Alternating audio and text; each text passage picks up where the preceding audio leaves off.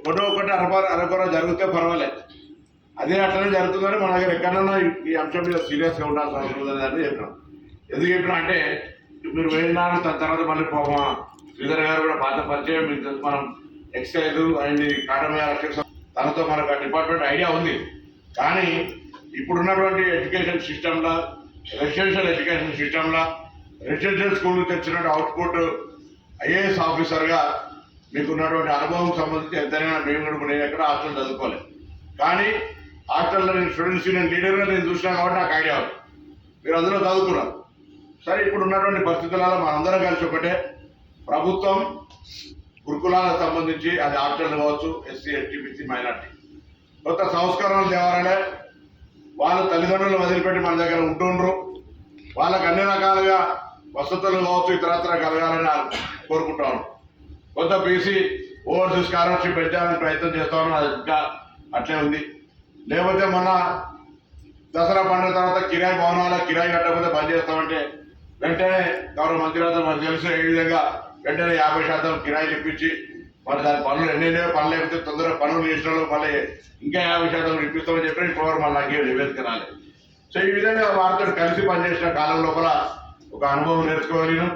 సరే, ఎక్కడున్నా తప్పకుండా అన్నగారు మాకు ఏదైనా మంచి సూచన సలహా, మా యొక్క విధి నిర్వహణల ఎవరు ఎక్కడ ఏది పర్మనెంట్ కాదు, కానీ ఉన్న దగ్గర బాధ్యత నిర్వహణలో మనం పోతున్నప్పుడు అందరూ కూడా ప్రశంసించే విధంగా ఉండాలి. నేను ఒకసారి పార్లమెంట్గా నా నియోజకవర్గ ప్రజలు నన్ను గెలిపించినారు. నేను తెలంగాణ ఉద్యమానికి సంబంధించి నా పాత్రను నేను సక్సెస్ఫుల్గా పార్లమెంట్ ఫోరం మీద గలాన్ని వినిపించి తెలంగాణ సాధించాను. ఈఆర్ఎల్ చూస్తున్నారు, నేను గవర్నమెంట్లో మంత్రిగా ట్రాన్స్పోర్ట్ అండ్ బీసీ వెలువరుగా కొంత రిఫార్మ్ చేయాలి, కొంత మంచి చేయాలని ఆలోచనతో ఉన్న అందరు అధికారులు కూడా ఆ విధంగా సహకరిస్తూ ఉన్నారు.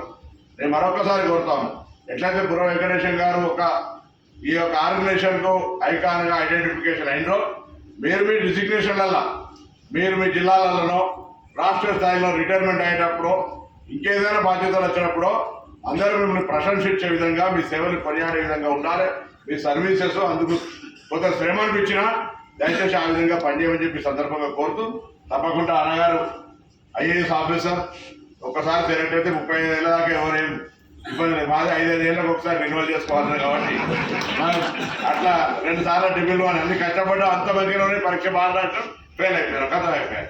అట్లా 2 సార్లు ఎంపీ ఓడిపోయినాం, సరే మళ్ళీ వచ్చినాం. దాని తర్వాత ది గ్రేట్ ఆఫ్ డెమోక్రసీ, అది బ్యూటీ ఆఫ్ డెమోక్రసీ. కాబట్టి ఎవరు ఎక్కడున్నా 5 వస్తువులు ఎవరికి శాశ్వతం కాదు. డబ్బు ఇది నాదే పర్మనెంట్ అనుకుంటాడు ఎవరు, భూమి, బంగారం, అందం, అధికారం 5 ఎవరికి శాశ్వతం కాదు.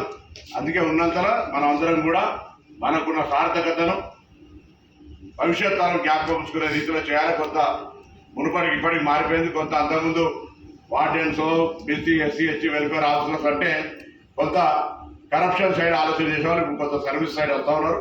దయచేసి పిల్లలకి ఇచ్చే మెచ్చార్జీలలో కూడా కరప్షన్ చేయాలనేటువంటి ఆలోచన లేకుండా ఒక సర్వీస్ ఓరియంటేషన్ రావాలి. భగవంతుడు మీకు ఆ సేవ చేసే అవకాశం వీళ్ళు ఇచ్చిన మంచిగా సర్వీస్ చేస్తే ఇంకోటి వస్తుంది. నేను మార్కెట్ చైర్మన్ అయినది అనుకున్నా, రైతు బిడ్డను బరాబర్ నాకు సంబంధించిన మార్కెట్ వచ్చింది అనుకున్నాను.